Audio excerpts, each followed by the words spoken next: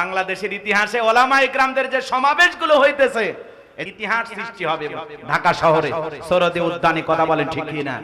আমরা ধারণা করতেছি ইসলামী আন্দোলনের জামাতের এই মহা সমাবেশে 50 লাখেরও বেশি মানুষের উপস্থিতি হবে ইনশাআল্লাহ। বাংলাদেশে এক নতুন ইতিহাস সৃষ্টি হবে আগামী কালকের মহা সমাবেশে ইনশাআল্লাহ। আজকেই তো শুরু হয়ে গেছে 12টার পরে। কথা বলেন এখানে আজকের সমাবেশে নতুন এক ইতিহাস সৃষ্টি হবে। দেশবাসী দেখবে যে রাজাকারদের সংখ্যা কত। কথা কন না কে? ট্যাগ লাগান, রাজাকার বলে গালি দেন। গালি দেবেন না, আল্লাহর হস্তে গালি দেবেন না। রাজাকারের তালিকাটা দেখুন, কোন দলে কত রাজাকার। কথা বলেন ঠিক কি না? পাকিস্তানি বলে টিটকারি মারবেন না, আমরা কেউ পাকিস্তানে যাইনি।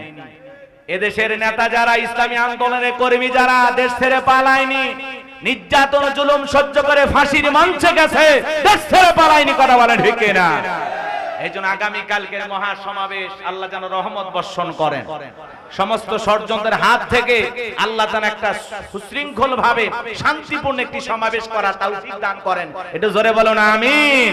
এদেশের মানুষ যে ইসলামকে ভালোবাসে তার প্রমাণ আগামীতে বাংলাদেশে দিতে হবে ইনশাআল্লাহ। আমরা একটা ঐক্য দেখতে চাই, দলমত নির্বিশেষে সকল ঘরানার ইসলামপন্থী আলেম ওলামা ইসলামী দলগুলো ঐক্যবদ্ধ হবে ইনশাআল্লাহ। আল্লাহ কবুল করুন। এই মঞ্চ থেকে ঐক্যের আহ্বান আসবে ইনশাআল্লাহ। আল্লাহ কবুল করুন। জোরে বলুন আমিন। আর একটু জোরে বলুন আমিন।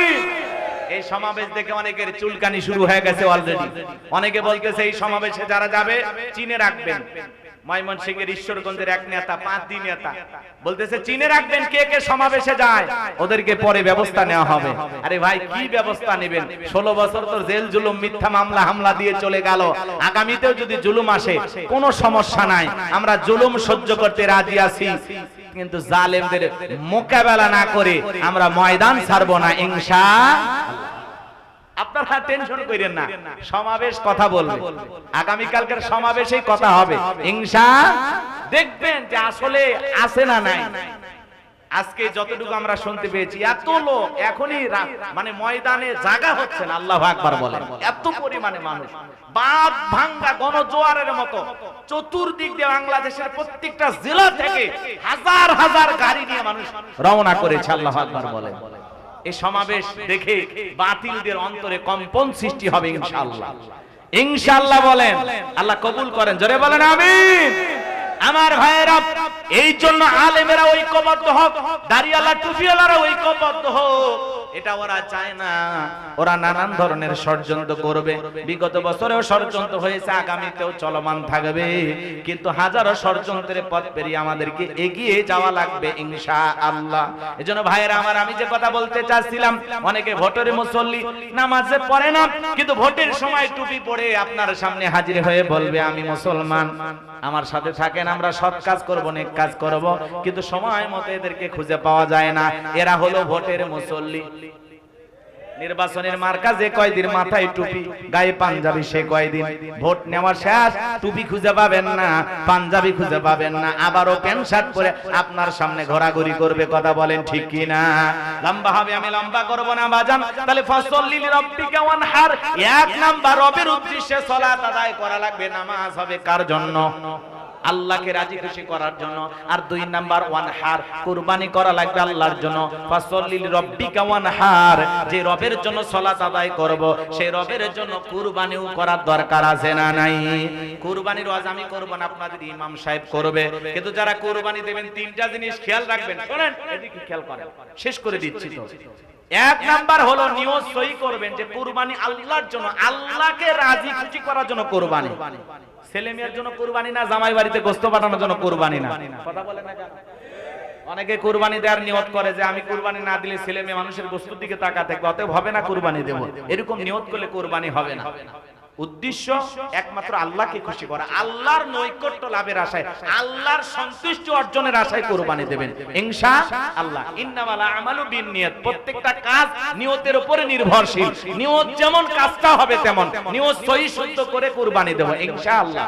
2 নাম্বার শুনেন, আপনার ইনকামটা হালাল হওয়া লাগবে। সুদের টাকা, ঘুষের টাকা, হারাম উপার্জনের টাকা দিয়ে কুরবানি দিলে হবে না। আল্লাহ পবিত্র, তিনি পবিত্র বস্তুকে ভালোবাসেন। অবশ্যই আপনার উপার্জনের টাকাটা হালাল হওয়া লাগবে, হালাল ইনকামের টাকা দিয়ে কুরবানি দেওয়া লাগবে। আর এদিক 3 নাম্বার কষ্ট হচ্ছে, হ্যাঁ, একমাত্র এদিক খেয়াল করেন, আল্লাহকে খুশি করার জন্য আপনার কুরবানি দেওয়া লাগবে। ওয়ালা কি ইয়ানালুহু তাকওয়া মিনকুম, কয় লাখ টাকার গরু দিলেন আল্লাহ ওইটা দেখেন, আল্লাহ দেখে অন্তরের তাকওয়া। আপনার অন্তরে যদি নিয়ত সহি থাকে যে আল্লাহকে খুশি করার জন্য কুরবানি দিচ্ছি, তাহলে আল্লাহ রাব্বুল আলামিন আপনার এই কুরবানি কবুল করবেন। আপনার 20,000 টাকার ছাগল হোক আর 10,000 টাকার ভেড়া হোক, নিয়ত যদি সহি হয়, টাকাটা যদি হালাল হয়, ওই ছাগলের রক্ত জমিনে পড়ার আগে আরশের মালিক আল্লাহর কাছে কবুল হয়ে যাবে। বলুন সুবহানাল্লাহ। আর আমরা কুরবানি দেই ফ্রিজ ভরানোর জন্য। হাজি মানুষ সুদখোর ঘুষখোরের সাথে ভাগে কুরবানি দেয়। হাজি সাহেব, যেই লোকগুলোর সাথে ভাগে কুরবানি দিচ্ছেন, এদের মধ্যে 2-1 জনের তো ইনকাম ভালো না, হালাল ইনকাম করে না। কয় না, বাড়িতে কেউ খাসির গোশত খায় না, তো এজন্য একটু গরুতে ভাগ দিলাম। কথা কয় না, এরকম আছে না? বাড়িতে খাসির গোশত খায় না, এইজন্য সুদখোর ঘুষখোরের সাথে ভাগে কুরবানি দিচ্ছে। বেনামাজির সাথে কথা বলেন না কেন? ফাসল্লি লিরাব্বিকা ওয়ানহার, আগে নামাজ পড়ো তারপরে কুরবানি করো। নামাজি হয়ে কুরবানি দেওয়া লাগবে, নামাজি হই। কথা বল না ভাই, কি পারবেন তো নামাজি ভাই কুরবানি দিতে?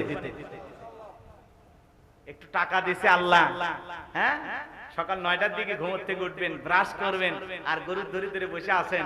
ইমাম সাহেব আসার বলে, হুজুর এত দেরি হলো কেন? হ্যাঁ, হুজুর তখন বলে, ভাই ঈদের নামাজ কই পড়িনি, ফজর পড়িনি।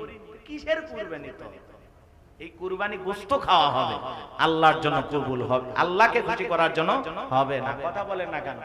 ইব্রাহিম আলাইহিস সালাম নিজের ছেলে ইসমাইলকে কুরবানি করেছেন কার খুশির জন্য?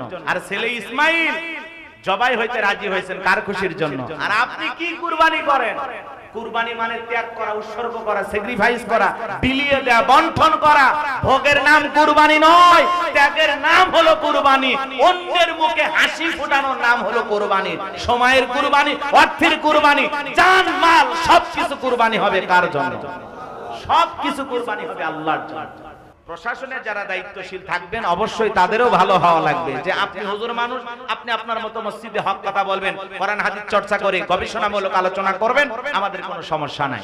কিন্তু আমরা যে অবস্থায় হোক না কেন, আমরা হক কথা বলবোই ইনশাআল্লাহ, আল্লাহ কবুল করে। এজন্য দেখেন, একজন আলেম যদি নেতৃত্ব দেয়, হজের টাকা ফেরত পাচ্ছেন। রাস্তার বরাদ্দ হবে 10 কোটি, যদি 9 কোটি খরচ হয় 1 কোটি ইনশাআল্লাহ সরকারি কোষাগারে জমা দেওয়া হবে। এরকম নেতৃত্ব আপনারা দেখেছেন না বিগত বছরে? কথা বলেন না কেন? আর ওদের বাজেট ফেল হয়ে যায়, বাজেট ফেল। কথা কন না কেন? ওপর থেকে নিচ পর্যন্ত পকেট খাইতে, মানে পকেট ভরাইতে ভরাইতে এমন অবস্থা হয়, রাস্তার বরাদ্দ 10 কোটি, কোনো মতে 1-1.5 কোটি টাকা দিয়ে রাস্তা বানায়, ছাগল পেশাব করলে রাস্তা ভেঙে যায়। কথা বলে ঠিক কিনা? এরকম দুর্নীতি আমরা দেখতে চাই না। কথা বলে ঠিক কিনা? দুর্নীতির জোয়ারে বাংলাদেশ ভাসবে এমন দেশ আমরা দেখতে চাই না। উন্নয়নের জোয়ারে, শান্তির জোয়ারে বাংলাদেশ ভাসবে ইনশাআল্লাহ। আলেমদের হাতে নেতৃত্ব গেলে দেশে শান্তি আসবে ইনশাআল্লাহ। আমার ভাইয়েরা কষ্ট পাচ্ছেন মনে হয়? কষ্ট পাবেন না বাজান গো আমার। আমি যে কথা বলতে চাচ্ছিলাম ভুলে যাবেন না, মন খারাপ করবেন না। এজন্য বাজান গো আমার, 7 দিন পরে পরে জুমার নামাজ যারা পড়তে যায়, এরা ইমামের ভুল ধরে। মানুষ মারা গেলে দেখবেন জানাজার নামাজ যারা পড়ে, এরা হলো খাটের মুসল্লি। ফজরের নামাজের পরে মসজিদে এলান হয়, এই গ্রামের অমুক ব্যক্তি মারা গেছে, ইন্না লিল্লাহি ওয়া ইন্না ইলাইহি রাজিউন। যে ব্যক্তি ফজরের নামাজ পড়েনি, সেও সকালবেলা উঠে বোক ধমক দেয়, পাঞ্জাবিটা ধুয়ে দিয়ে, মানুষ মারা গেছে শুনিসনি? উত্তর পাড়ার বকুল ভাই মারা গেছে। কে মরছে? বকুল ভাই। এত ভালো মানুষ, মৌচাক বাজারে সেদিন চা খাইলাম, আহারে চায়ের বিলটা পর্যন্ত দিদি দিত না, চায়ের বিলটাও দিতে দিল না। এত ভালো মানুষ, সেই মানুষ মারা গেছে। আহারে বাজে থাকলে আরো 10 দিন চায়ের বিল দিত। কথা কয় না কেন? মানুষ মরে গেছে, জানাজার নামাজ পড়তে গেছে, জোহর পড়ে জানাজা, এইবার যায় দেখে জানাজা না জোহর শুরু হইছে। কি শুরু হইছে? জোহরের সালাত। তখন চিন্তা করলো যেহেতু জানাজা পড়তে আসছি, জোহরটাও পড়ে নি। আল্লাহু আকবার। ওর উদ্দেশ্য জানাজা পড়া, জোহর পড়া না। কথা বলেন? এরা হলো খাটের মুসল্লি। খাটের মুসল্লি কারা? 2 ঈদে নতুন নতুন পাঞ্জাবি কিনে ভাব নিয়ে, কথা কন না কেন, ঈদগাহে যা ঈদের নামাজ পড়ে ইমাম সাহেবকে বলে হুজুর আসেন, আহা আপনারাই সব হুজুর আসেন, একটু কোলাকুলি করি। কিছু কিছু মানুষের ভুঁড়ি এত বেড়ে গেছে দুর্নীতি করে, সুদ ঘুষ খাইয়া, হারাম খাইয়া, হাই রে ভাই পেটটা দেখে মানে 26 মাসে গর্ভবতী। হুজুরকে বলতেছে হুজুর আসেন কোলাকুলি করি। হুজুর তো বুকে নেওয়ার অনেক চেষ্টা করে, কিসের বুক? মাঝখানে পেট এমন ভাবে ব্যারিকেড হয়ে বেজে গেছে, কিসের কোলাকুলি হচ্ছে, খালি পেটা পিটি। কথা কন না কেন? এরকম আছে না? না এখন কোলাকুলি করতেছে, হুজুর কানে কানে বলতেছে ভাই রোজা কয়টা, 29টা না 30টা, তারাবি কয়টা? কইছে হুজুর ব্যবসায়িক চাপে এত ব্যস্ত ছিলাম, আপনি তো জানেন গাজীপুরে ব্যস্ত এলাকা আমার দোকান, এই সামলাইতে গিয়ে হুজুর একটা রোজাও রাখতে পারিনি। কিন্তু হুজুর রোজা রাখিনি, তারাবি করিনি, ইফতার খাওয়া মিস করিনি, আমিও খাসি, হিন্দুদেরকে ডেকেও ইফতারি খেলেছি। আছে না? না এরা হলো ঠাটের মুসল্লি, ঈদের নামাজ পড়ার জন্য স্পেশাল পাঞ্জাবি কিনে, আছে না? না আছে। এরা আর হলো নির্বাচনের আগে মাথায় টুপি নিয়ে একটা পাঞ্জাবি কোনো মতে কিনে সামনে হাজির হয়, বলে ভাইরা আমার আগামী নির্বাচনে আমি বিদ্যুৎ খানকে যদি আপনারা জয় করতে পারেন ঘরে ঘরে আলো জ্বলবে। কথা কয় না, আজে বাজে যা মনে চাই একেবারে 53টা ওয়াদা দেয়, দিয়ে একেবারে সব শেষ, মানুষ বিশ্বাসও করে। আবার যখন আজান হয় আল্লাহু আকবার আল্লাহু আকবার, তখন বলে মসজিদ আজান হয়েছে, আমি মুসলিম নেতা, চলুন আগে নামাজ আদায় করি। জীবনে কিন্তু ফজরের নামাজ পড়ে, সমাবেশে এসে আসরের নামাজ পড়তেছে। কথা কর না কে?